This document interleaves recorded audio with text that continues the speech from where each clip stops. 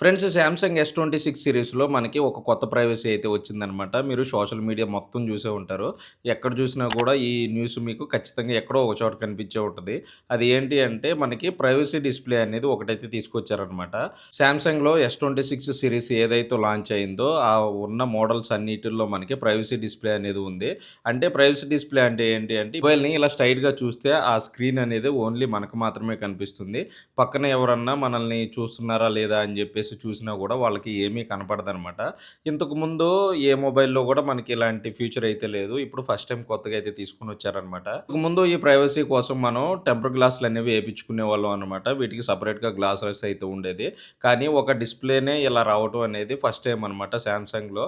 So, మనకి ఇప్పటి వరకు ఏ మొబైల్‌కి కూడా ఏ బ్రాండ్‌లో గూడా ఇలా అయితే లేదు. సో, ఈ ఫీచర్ చాలా మందికి ఉపయోగపడుద్ది.